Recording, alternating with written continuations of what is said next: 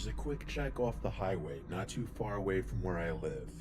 It's the only thing open 24/7 in my rural, middle of nowhere town. It's about a 25-minute drive if I'm speeding, which I usually am, so to translate for all you city folk, it's basically right next door. My sleep schedule is beyond atrocious, so I've been to that quick check more than a handful of times. I like to think I'm pretty generic looking and nondescript, meaning I blend in well, but it wouldn't surprise me if some of the late night workers recognize me by now. This happened just last week, so most of the details are still painfully fresh in my mind. It was past midnight, and I was coding on my laptop. My productivity and focus peak between the hours of 9 p.m. and 3 a.m., so I was in that flow state that any hard worker craves.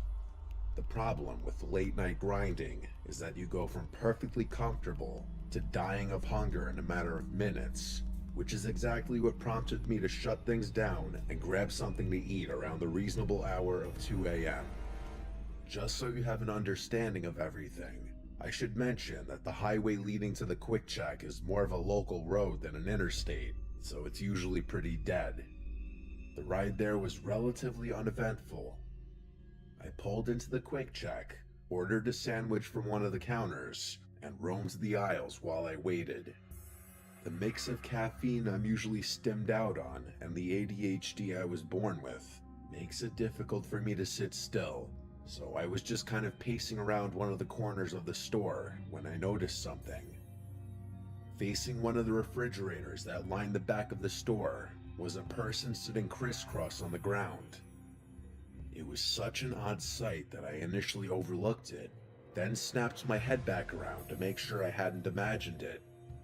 And I hadn't.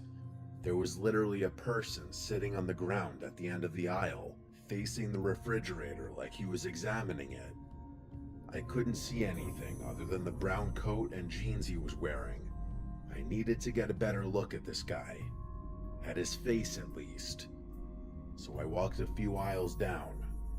My plan was to turn the corner really quickly, get a good look at him, then turn back up one of the aisles, ideally before he noticed me looking. Staring at strangers so explicitly is obviously really rude, so I didn't want him to catch me doing it. I was trying to be inconspicuous about it, or at least appear like I was browsing the snacks, but I guess I didn't do a good job of that, because as soon as I turned the corner to look at him, he whipped his head around and stared back at me. His movement was so abrupt that I actually froze up for a few seconds, forgetting what I was even doing there in the first place. And let me tell you, one look at this guy confirmed he was far from normal. Forget about the sitting on the ground and staring into the refrigerator. This guy was definitely on something, which I could tell from his abnormally wide eyes and the way his lip was vibrating, like it was fully quivering, almost as if he were cold, except it was actually kind of hot in there, and he was also wearing a jacket. His posture was all twisted up too, like he was straining instead of sitting, if that makes any sense. But the worst thing by far was the look he was giving me. He wasn't smiling, and he wasn't scowling either. He was staring blankly at me with this dead-eye stare that made it kind of seem like he actually was dead. The whole scene was freaky as hell. After staring at each other for an uncomfortable amount of time, I finally averted my eyes and dipped up one of the aisles, eager to get my food and leave. It wasn't ready yet, though. I stood at the counter and waited. The anxiety was getting to me, so I angled myself to face the corner of the store where the guy had been sitting. I was half expecting him to emerge from one of the aisles, at which point I'm not sure what I would have done, but he never did. Eventually, my food was ready. I promptly left the store without another thought. I thought that was the end of it, but as I was turning to get back on the highway, I saw something move out of the corner of my eye. I glanced back towards the store and saw a person running full speed from the store entrance to the far end of the parking lot. I was already halfway onto the highway at that point, but as soon as I saw what looked like a brown coat, I knew it was him. As I drove past the quick check, I looked over at it one more time to see that guy was now jumping into a truck. I didn't even want to imagine what a guy like that could possibly be rushing to do at 2 a.m. I was just happy I had nothing to do with it. I sped off, just wanting to get home in peace. After a few minutes, the last of the fluorescent storefront lights faded into darkness behind me, and I was driving through desolate nothingness once again.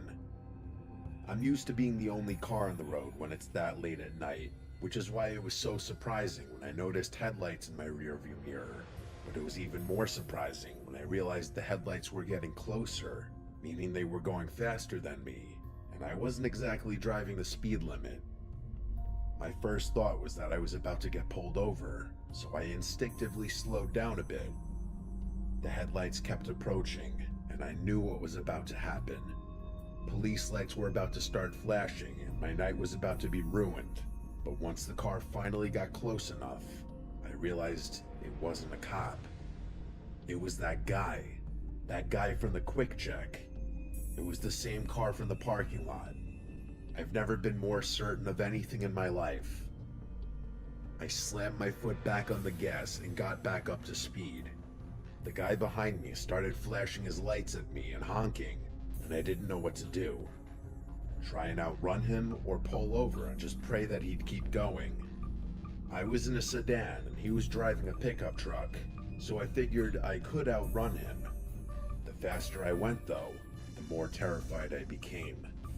I can only describe that feeling as true terror, the feeling that you're literally approaching death. By the time I'd gotten up to 100 miles per hour, the voice in my head was screaming that I was going to die if I kept accelerating. I swerved into the right lane, hoping he'd shoot by me, but instead, he actually swerved to stay behind me. I started slowing down with the intention of pulling over on the shoulder, but the moment I took my foot off the gas, the truck actually rammed into me. I grabbed the wheel to stabilize the car and realized I was in a life or death situation. The guy tailing me was trying to kill me. Everything was happening so fast. I couldn't think. I knew he was going to try ramming me again, and at that speed, I knew I would be lucky not to spin out. I don't know if it was the terror or my survival instincts kicking in, but the moment I saw him go for it, I swerved to the left and slammed on the brakes. The truck shot past me, and I watched as he swerved back and forth a few times before spinning out and shooting off the highway into the field. Despite how violently my hands were shaking and how terrified I was, I forced myself to start driving again. I sped the entire way home. As soon as I got inside, I called the police and reported the incident, although it's not like I could precisely describe where everything had gone down. They took my statement anyway, and I was happy to give it. I know for a fact that Quick Check had security cameras in their parking lot, so I'm pretty confident they'll end up catching that guy. It's only been a week since this happened, but I haven't heard anything yet. My car isn't dinged up too badly, but I still need to get it repaired. As for why in the world that guy had gone after me, your guess is as good as mine. I just hope I never see him again.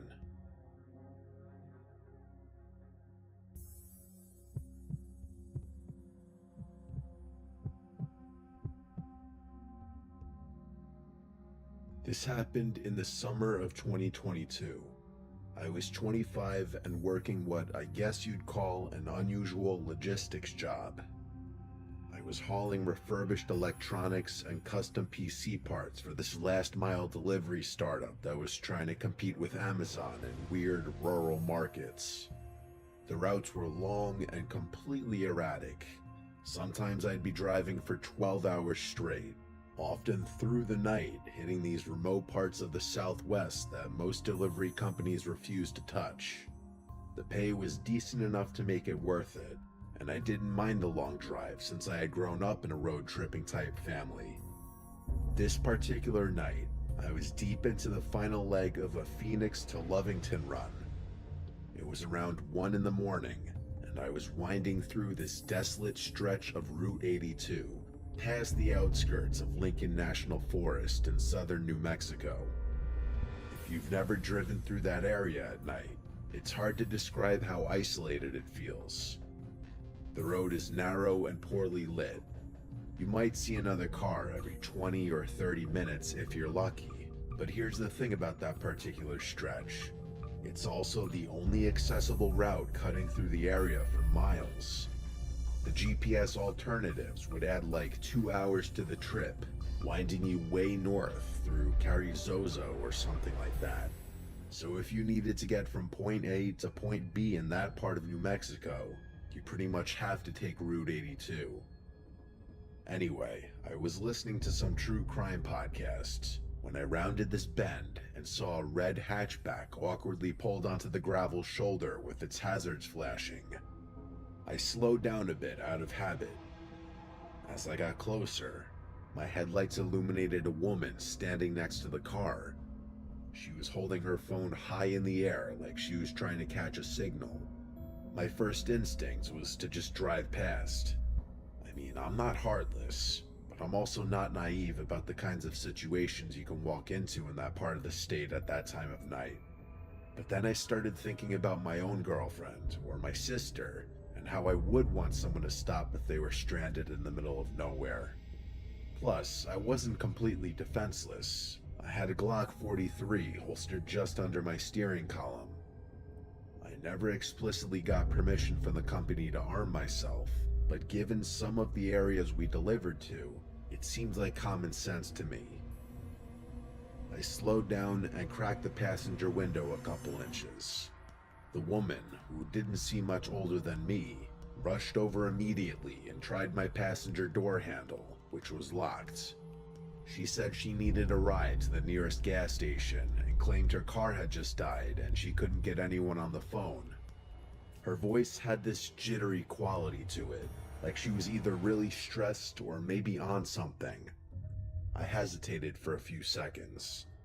The situation felt a little off, but what tipped the scale was knowing I had a firearm within reach. I figured if things got sketchy, I'd be able to handle myself. So I unlocked the door.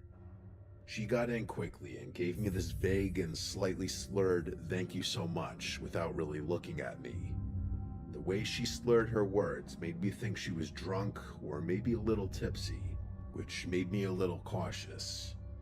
Before driving away, I asked her some obvious questions. Had she hit something, or did the engine cut out, that sort of thing. But she kept deflecting, repeatedly asking me to just drive.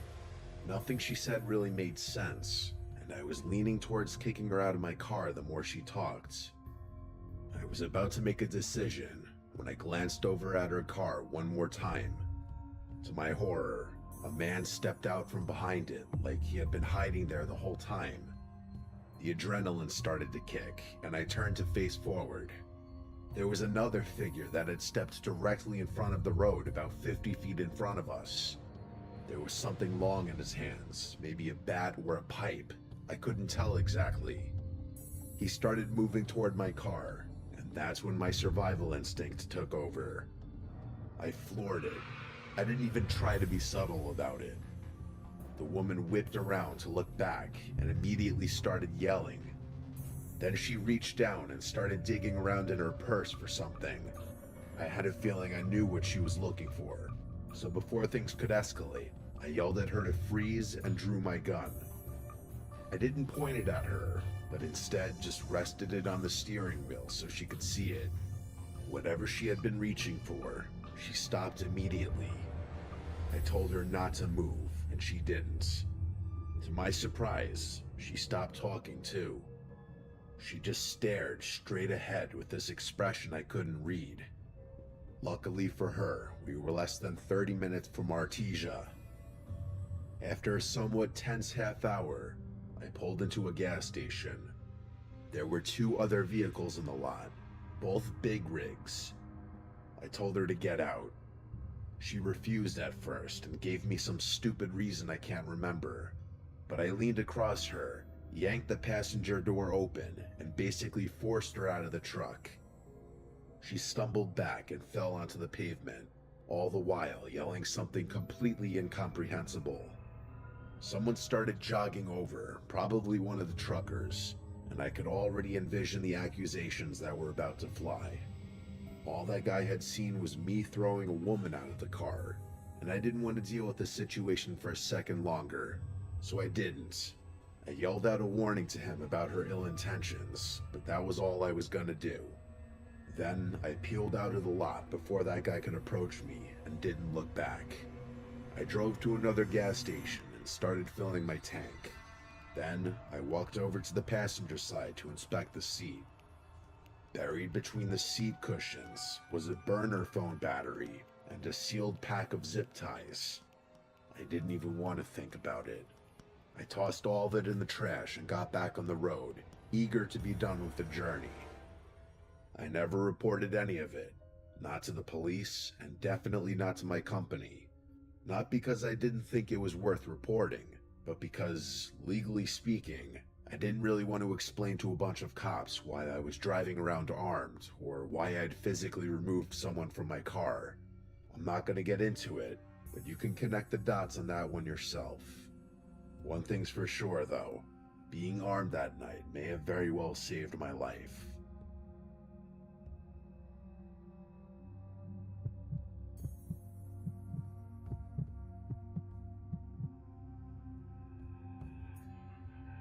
This happened about 3 years ago when my husband and I were driving cross country from Utah to Georgia. Although the route we had mapped out wasn't the most direct, it passed through some places my husband really wanted to visit. The downside of that, though, was that we'd be cutting through some pretty desolate stretches of highway. The worst part was this section of western Kansas along US Route 400, basically 100 miles of nothing but farmland. We'd been driving for most of the day, and I had fallen asleep in the passenger seat sometime around sunset. I'm one of those people who can sleep anywhere in a moving car, so I was out cold for a few hours. Around 10 at night, I woke up to the car slowing down and realized my husband had pulled into this tiny gas station off the side of the highway. My husband said he was going to grab some snacks and fill up the tank.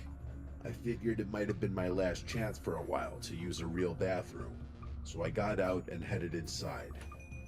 I didn't bother bringing my phone or purse with me. I was just going to be in and out, so I didn't really see the need.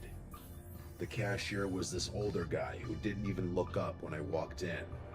The bathrooms were tucked down this narrow side hallway toward the back of the store. As I opened the women's restroom door, I almost bumped right into this woman who was coming out of one of the stalls, which wouldn't have been that noteworthy were it not for what she looked like. She had messy, unkempt gray hair that frankly looked kind of disgusting and oddly sticky. She was also wearing these foam flip-flops that made this soft slapping sound when she walked. As if that wasn't bizarre enough, what stood out the most was this thick purple and green coat she was wrapped in. Let me remind you, we were in Kansas in the middle of summer, and it was probably 80 degrees out. She was carrying this tied-up plastic grocery bag, and when she saw me, she just stared. Not like a normal, oh excuse me kind of look, but this locked-on stare that felt weirdly expectant. Like she was waiting for me to say or do something specific. I didn't know what I was expected to do, so I just gave her a polite nod and tried to step around her, but she didn't exactly rush to let me through. I figured that was the end of it, that she'd leave me and I could get on with my life.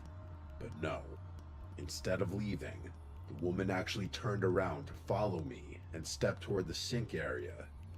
But she didn't turn on the water or look in the mirror or do any of the normal things you do at a sink. She just stood there with her arms at her sides, like she was again waiting for me to do something. I was already feeling uneasy, so I went into the nearest stall and locked it. The second I sat down, I immediately regretted not bringing my phone or anything with me. I had no way to text my husband if something went wrong, and I was starting to get the feeling that something was definitely off about this woman. I I sat there for what felt like a few minutes, just waiting for her to leave. Eventually, I heard the soft slap of her flip-flops moving toward the door, then the sound of the bathroom door opening and slamming shut.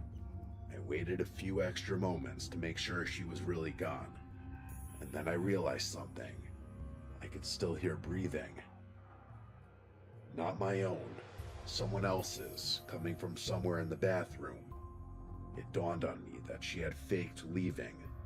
She must have opened and slammed the door to make it seem like she left, but she was still in there, standing silently somewhere near the exit, probably in the corner by the door, just out of my line of sight.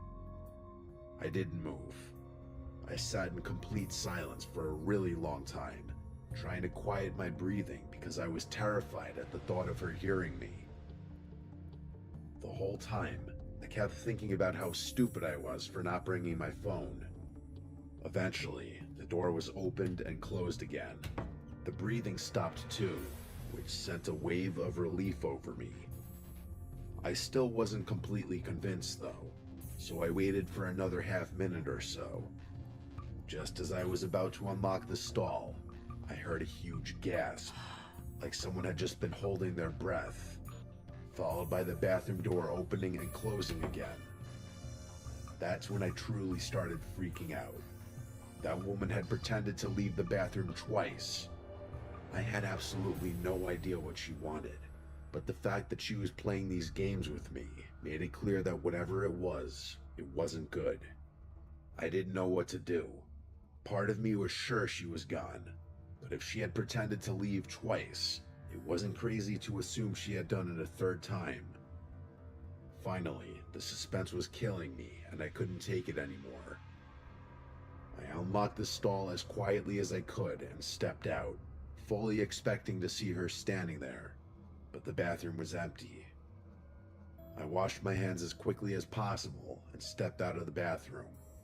I had no idea where the woman had gone or if she was waiting for me somewhere else in the store. When I got back to the main part of the store, there was this large man checking out at the counter. I lingered by one of the racks near the front until he finished his transaction and walked out. Then I used him as cover to exit the store. I figured if the woman was waiting outside, at least there would be another person around.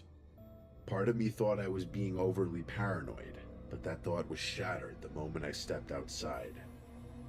As soon as I exited the store, I saw her again. She was lingering off to the side of the front entrance of the store, this time clearly glaring at me. She was holding something in her hand that I couldn't quite make out. It looked like a knife, but I wasn't sure. The way she was holding it though, and the way she was slightly crouched, like she was preparing to spring, honestly made it seem like she was about to attack me.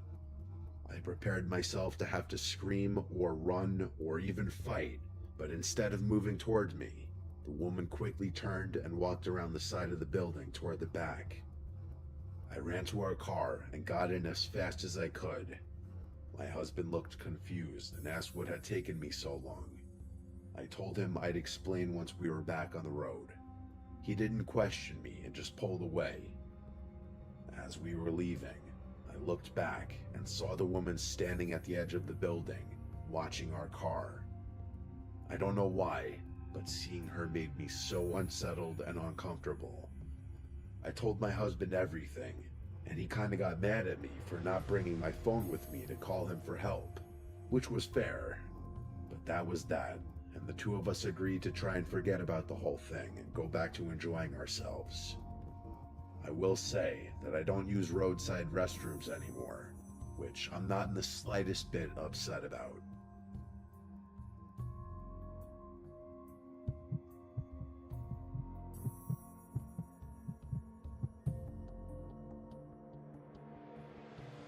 This happened to me in 2020. I was 24 at the time, working for a small logistics company. My job was to deliver automotive parts between cities in the Midwest. Most of the time it was easy work, long drives, decent pay, and nobody breathing down my neck. But that job is also the reason I will never stop at a highway rest area after dark again. It was mid-January, freezing cold, the kind of night where even the dashboard lights feel too bright.